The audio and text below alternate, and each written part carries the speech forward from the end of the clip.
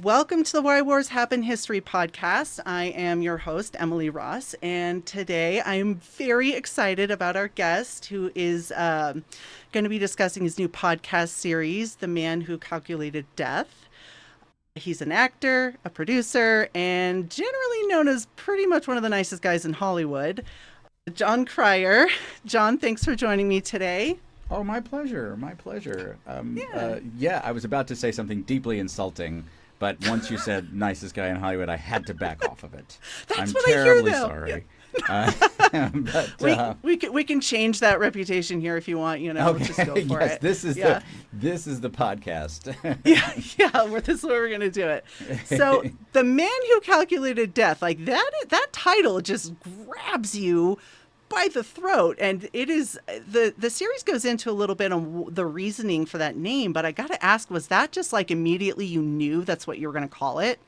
No, as a matter of fact, we wrestled with it. The story is really from the point of view of a woman named Suzanne Rico, who is an LA-based. She was the anchor woman here on CBS News, the local affiliate, and she was kind of a fixture in LA.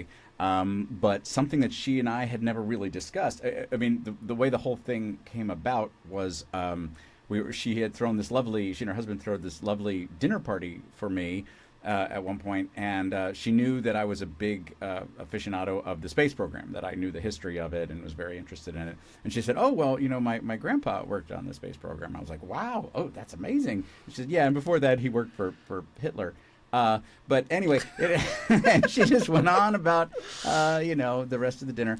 And I said, "I'm sorry, Suzanne, you're going to have to back up on that."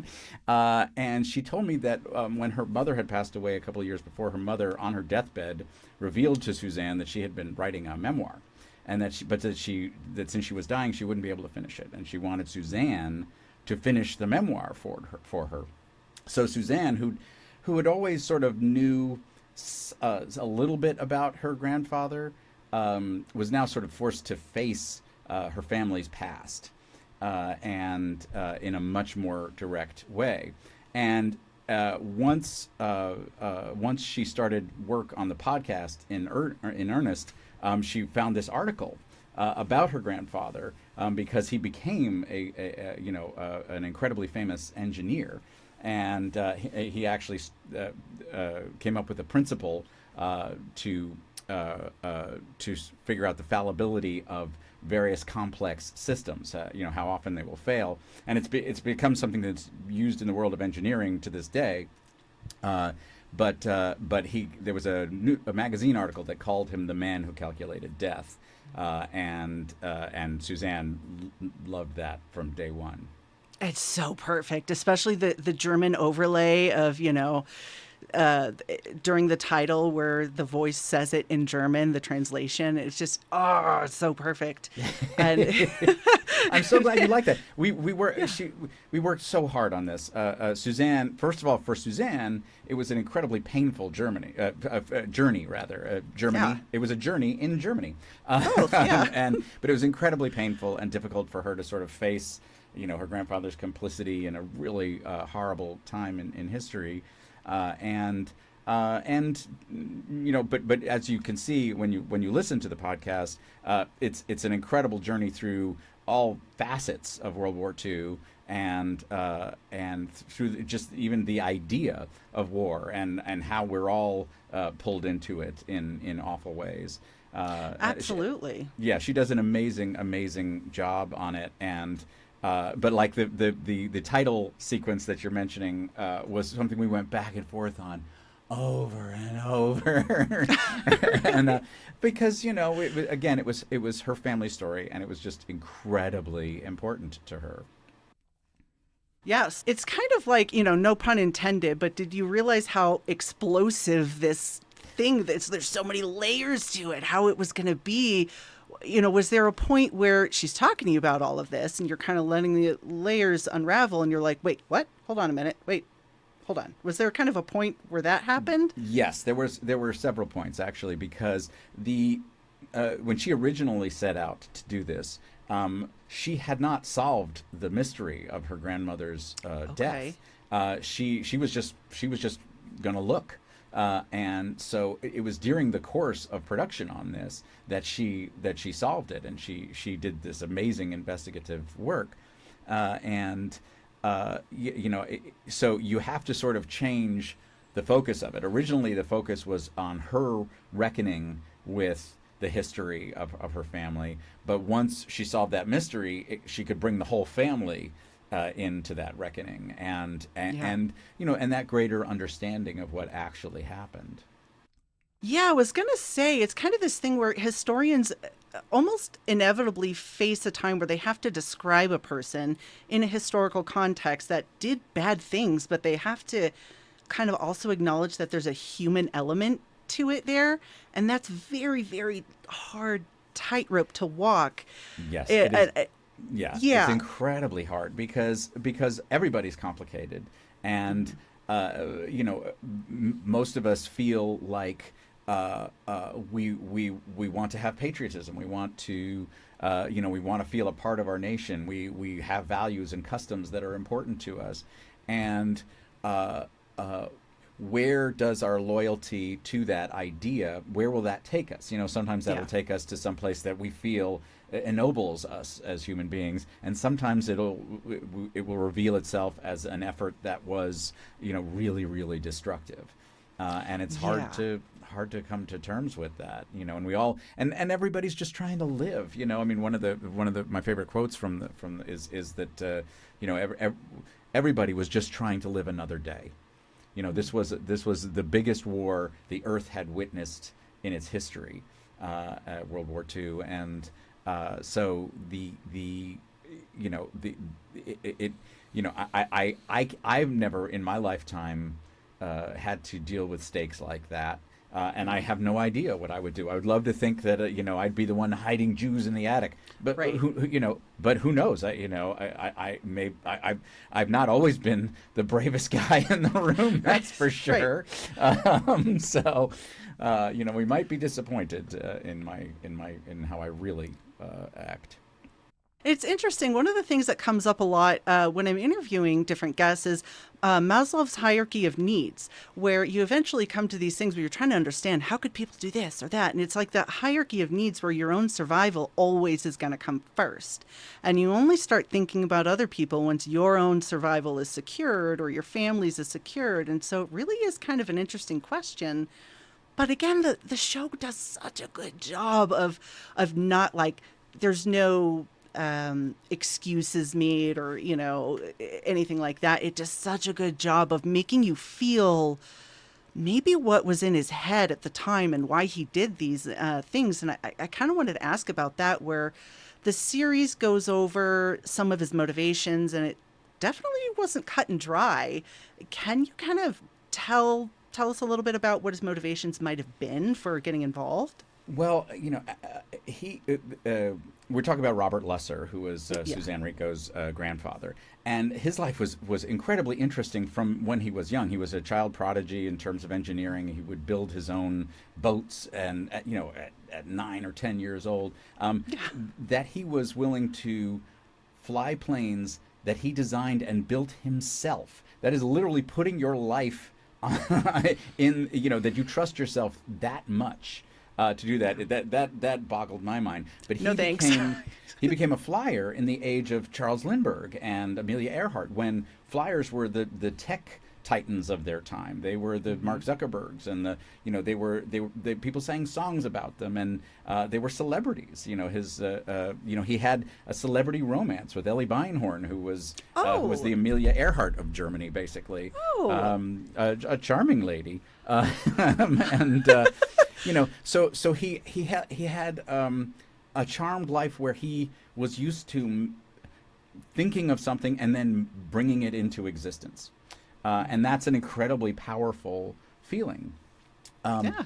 But that comes up against, once he has a family, then he's introduced to vulnerability. He has several kids, and he knows this secret about his wife's ancestry that all of a sudden makes everything brings everything into bright relief, because you realize every choice he had to make after that point is is colored by that that he has a secret to protect. And I'd love to think that I would, I just would have gotten on a boat and taken my family away, but once you have a stake in your country and in your nation and in your family and where you live, it's really hard to uproot, and you have to really understand the danger you're in. But of course, once he finally understood the danger he was in, which is when he out of nowhere is accused of war crimes by the authoritarian dictatorship of Adolf Hitler, Right. then it's too late. He's in the machine, and there's no getting out of it. You can't just walk away. Yeah, you can't just walk away. And he was too brilliant to walk away. He was too big an asset. I can't imagine Hitler would have let him escape. I think also it's a really valuable story of how a family, how the world changes subtly around this family until it's too late to escape. I thought a lot of Tante Heidi's recollections of the small things that changed were really great. Were really great. Really helpful in showing, like in the second episode, and I don't want to be a spoiler if people do listen to the show, but this is a small thing, but the way that Hitler would he would require sort of idolatry from the populace, but first he did very easy things, like on his birthday you were supposed to light a red candle and leave it in the window, but what that served as, it was a really easy thing to do. It was not that hard, but the people who didn't do it, all of a sudden, his intelligence services understood they were not going to be loyal, Right. and so it was a small thing. It was just a tiny little show of loyalty. He made it easy to do, but the consequences of not doing it were so large that people just went along. It was just so much easier to just put a candle in your window, signal your loyalty, and then all of a sudden every German looks around their house and sees hundreds of red candles in the window, and they just think, okay, we're all in on this. There's nobody who has any doubts. It must just be me.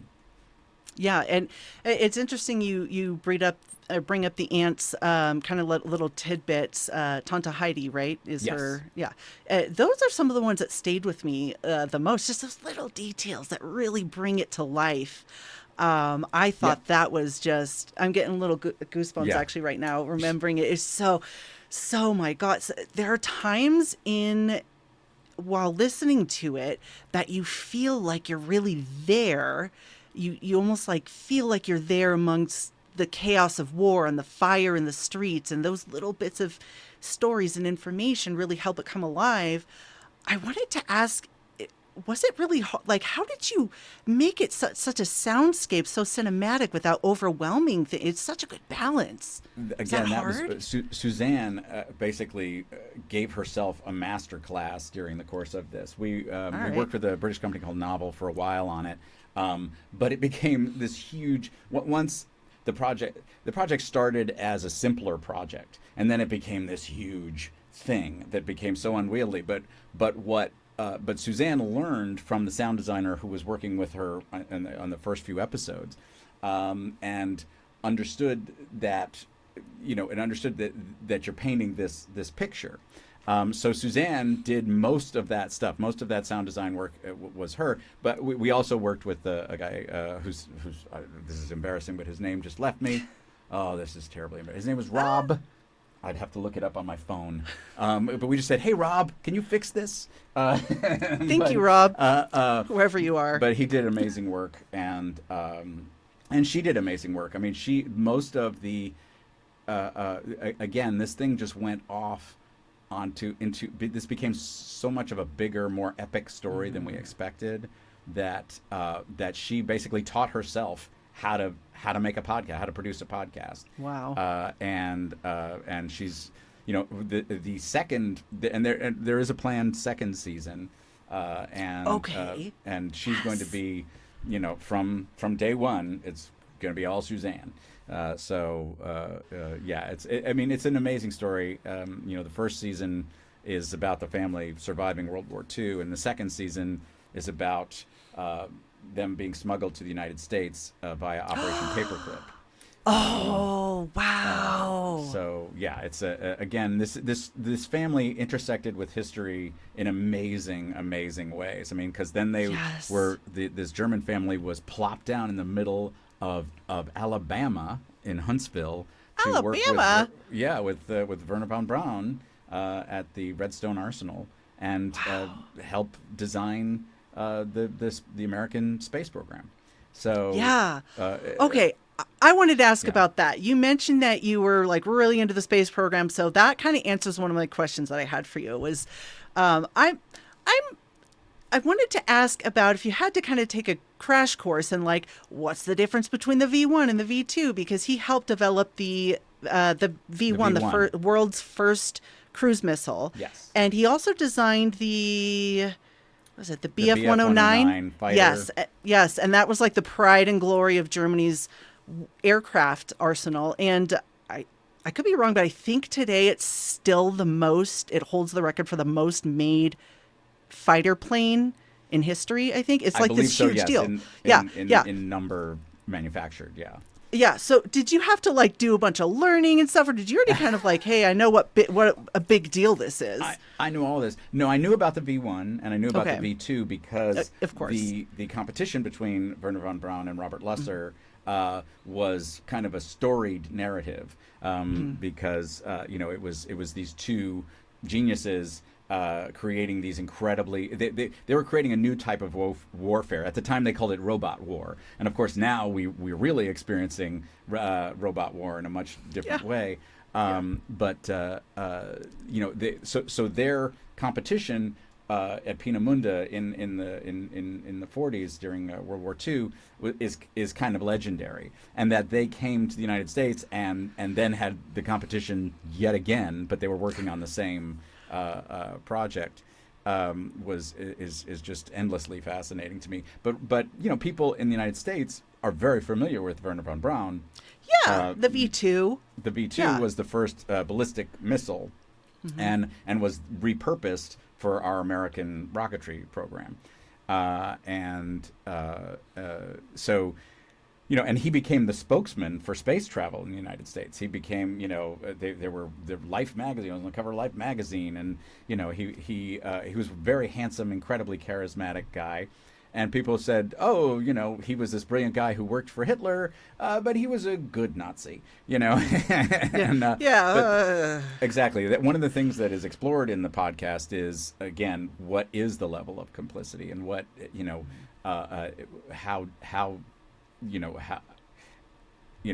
this is war, and how dark and bad did it get? And it gets pretty bad. When you listen, it goes to the darkest possible place. And again, Suzanne faced that with just incredible bravery, I thought. Yeah, and I kind of like have this sense of, I'd be curious to see. So the Treaty of Versailles, such a huge thing in the world wars, right? And so her grandfather, Robert Lusser, actually helped Germany break the Treaty of Versailles. He wasn't just like, hey, all aboard after the fact. He was part of the breaking of it by helping design and manufacture fighter planes. And Germany was very limited on what they could only make like defensive weapons. And so he was actually helping them from the beginning before the war. Design weapons of war. And so I'm curious if she kind of, God, you got to carry around this like weight of my grandfather helped break the Treaty of Versailles. That's a pretty big deal. Did she ever comment about that? It's interesting because one of the things she establishes, and this is as a person who does what he loves for a living, I get that. I get that amazing sense of fulfillment. And for him, it appears that building planes was the only thing that brought him joy. And so when he was given the chance to, build new warplanes for Germany, there wasn't that even moment of, well, I'm helping them break the Treaty of Versailles. Also, by the way, Hitler at this point had so conditioned the Germans to believing they were victims.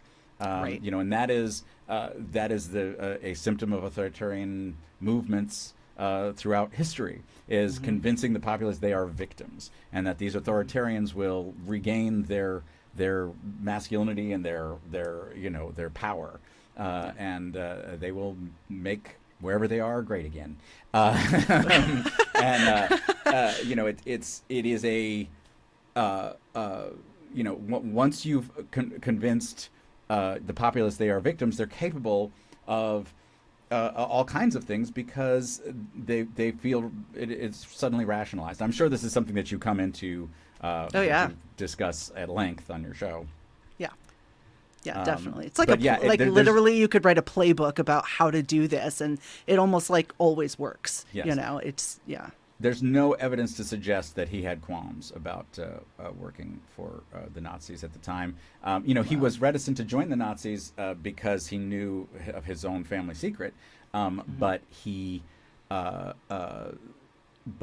at the same time, and there is some evidence to suggest that he ridiculed fervent Nazis, and that's dangerous. Yes, and I mean, again, it's whenever you're around somebody with very strong political beliefs, people tend to sort of back off a little bit and say, well, they're taking this all a little too seriously, because nobody knew where it was going to end. Everybody just thought, oh, Hitler's, he's just going to he's just going to put the Jews in their place. They're not going to be controlling things anymore, and he's just going to get back the Germany that existed before World War I, and he's just going to reinstate that, and that's all. But no, he wanted Lebensraum, he wanted living space. So that justified invading Russia, and Poland and Austria, and and everything. Classic blunder. Classic blunder, yes. But at any rate, he, his, again, a lot of people thought Hitler was a blowhard. They thought he was just a blowhard, and he kept getting results. People kept just rolling over for him at first. So it seemed like, well, okay, this guy must be onto something. He's so successful. And so people rationalized it. Yeah, since the Nuremberg trials, we've been debating like how much can you blame people that had like a follower status as opposed to like a doer status, and it's a very highly, even to this day, debatable topic on that kind of thing. But I have to say it, the show is so good at walking that tightrope. I was so impressed. Honestly, to be honest, I sat down and I was like, all right, I'm going to listen to a couple episodes. And like literally it was 3 a.m. and I was like, holy crap. I just sat through the whole thing. I think I got up like once to get some food and I just listened to the whole thing. Wow. And yeah. So gosh, and you're talking about how it goes to a few dark places, and I'm not going to give away any spoilers or anything, but was there ever a moment that kind of haunted you after production wrap that kind of just stays with you? I know I can't stop thinking about some of them. What haunts me is the place that this put Suzanne, because in the end, when she does solve the mystery, it's not who she thought it was, and it's not how she thought it happened, and you hear her suddenly off on in this incredible emotional space of just even when she's dealing with the people that killed her grandmother, she becomes this just vessel of incredible empathy and understanding, and that's what really touched me, was that she's just the humanity of that, and the moment in episode 5, when she actually talks to a Holocaust survivor, and yes, and he says some astonishing things, that are just that you just can't imagine. I cannot imagine being able to overcome my rage enough to be where that man is. Right, right. That he could find his humanity at that moment was amazing to me as well. It's very inspiring. I was very surprised at that, and I definitely give a lot of credit to her for having the courage to go in there and talk about it. And you could feel, like, in her voice, the emotion that must have involved for both sides in that conversation. And now you've given me something else that's going to stick with me at 3 a.m, laying in bed, just thinking about her humanity. No, it's true, though. It's true. I definitely wanted to comment on how, as is probably the case with a lot of people, I've watched a lot of documentaries on World War II, talked to a lot of historians, books, a lot of historical knowledge. However, this series still, I've never seen anything like it. Out of everything I've seen in the World War II media, this seems so fresh and just, I was really surprised that, like, wow, there's another layer of something I've never even seen before. What do you think is the most surprising thing that audiences might take away? I think it's the flip of the point of view. I mean, to understand the World War II through a German family's eyes. Obviously we've seen Sound of Music, and understand, and Dire Van Frank, and but people, people who were witnesses to history and participants in some of the biggest moments of history. I mean, I tried to, when I first had that conversation with Suzanne, and she said, "Oh, my grandfather designed the V1." I said, "Okay, you need to understand the impact that the V1 had on the UK as a nation. It is synonymous with terror. It is. They still find them. They still find ordnance when they'll be digging up they're doing road car work, park, and they'll find one in a car park, exactly. And it's I don't think she understood that her grandfather's work impacted history the way that it did. Huge. The weapons we use today are based off of some of his designs. Yes, exactly. And she, again, she faced all that incredibly bravely, but it was something that in her family that had just never been, and she's a smart lady. She's a journalist, but there's some family secrets that are just too dark to plumb. I think audiences are really going to be surprised that there's another part to listen to of World War II. It almost feels like watching All's Quiet on the oh my gosh, my Western Front. Yeah, I'm like that's okay. W. I forgot W. Rob's last name, and this is terribly embarrassing. I'm gonna look it up. Okay, look it up. Yeah.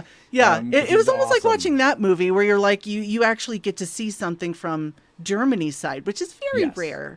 And this series that you produced is not all about Germany's side, but it is interesting to get some of that viewpoint in there. Rob Spate. Rob His name Spate. is Rob Spate. Thank you, Rob Spate, for go, the Rob soundscapes. Spate. You did an amazing job, Rob. A round of applause for Rob Spate. Good job, Rob.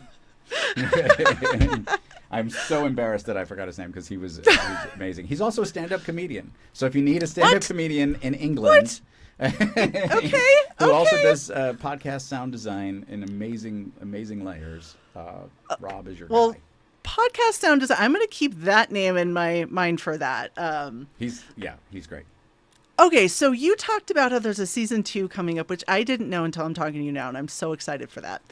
But has anybody floated the idea of maybe like a Netflix series, or like this is pretty top tier quality and it just kind of has that feel? Well, interestingly, when Suzanne first came, after we had that conversation about a year later, she came to me and my production company and said, "Is there a way to develop this for television, for an epic show?" And she told me all these amazing moments, and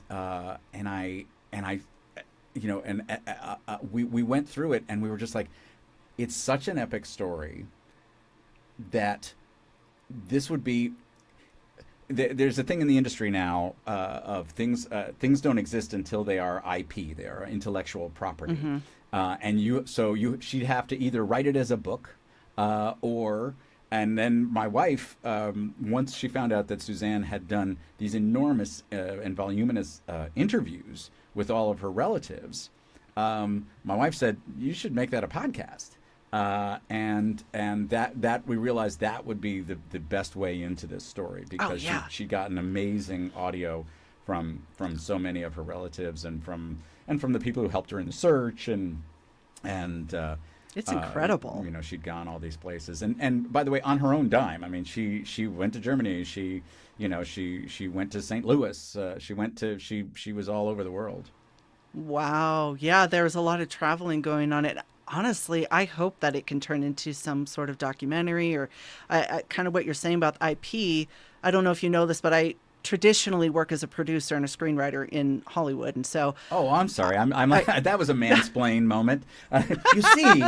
Perhaps there's something you do not understand about the industry. I'm sorry, I did not know you were a screenwriter. No. Most of our audience is not going to be, coming from that angle. And I actually was thinking about how I have a period piece right now that is at a studio, and it's just stuck there forever, and it's probably never going to go anywhere. But one thing that I learned with that is that period pieces, and this is a period piece, are just notoriously difficult to produce. Like, it just, like, you think you got to shoot over the moon for a normal project. You got to shoot out to Neptune for a period piece, no matter who you have attached to it. And so I think that establishing it as an IP first is a really, really good way, and I hope that something comes of it. This is such top-tier quality. Oh, thank you. And again, we didn't know when we started this that Suzanne would solve the mystery. We didn't know that those kind of things, that was even possible. So it was one of those things that she just dug in, and we just kept, stayed the course, and she did an amazing job. Well, before you go here, I just want to ask you one more question. And so speaking of season 2 and maybe other stuff, is there any other podcasts that you might be looking at as a series to do, like producing anything else? Oh, well, yeah, there's other things. There's a wonderful podcast called Give Me Away. That's a science fiction narrative podcast that I love, that I would love to make into a show. This has been an amazing period of podcasts,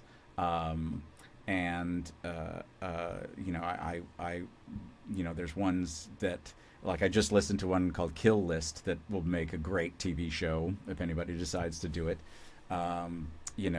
There's all, But there's also, one of the things that I love about podcasts is that they're their own medium. I mean, one of my favorite recent ones is Hysterical, the Dan Taberski podcast. Oh, I haven't heard of that. It's wonderful. It's about the history of it's loosely about the history of sort of psychosomatic group illnesses, like Salem witch trials and things like that, mass sort of manic episodes.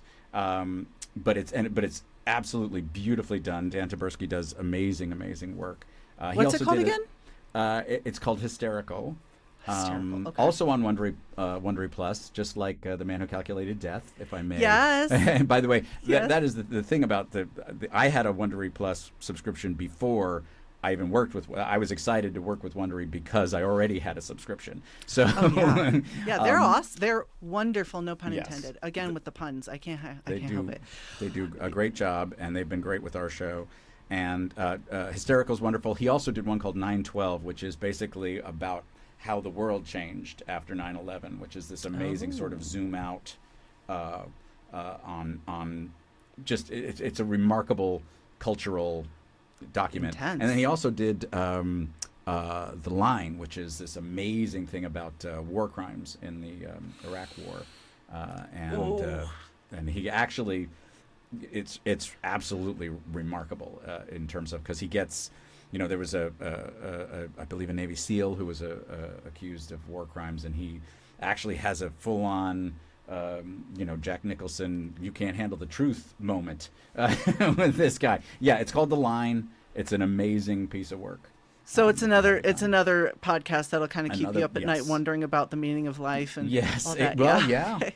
Yeah, Yeah. and it's about war, and in a very in a new, different way that Oh, is now I'm excited. I'm going to go check that out. That sounds really cool.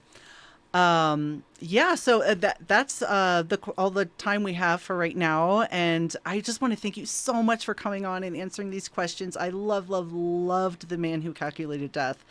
And everybody can get it on Wondery or Wondery Plus. Yes, Apple, the Wondery first two Plus. episodes are free, but then you got to That's have a right. Wondery Plus subscription. But like I It said, is it's totally worth it. Hysterical is a Wondery Plus exclusive, so it's worth seeing it for that, or rather signing up for that one, and I'm proud to be a part of it. I love them. So, okay. Thank you, Jon, again, Jon Cryer, for coming onto the show. And I hope to have you back after season 2. Maybe we'll talk then. That would be amazing. That would be great. Again, this one took a long time, so Yeah. it'll be a little bit down the road. All right. Well, thank you so much. Have a good night. And yeah, happy Thanksgiving. Thanks to you as well. Okay. Bye. Bye.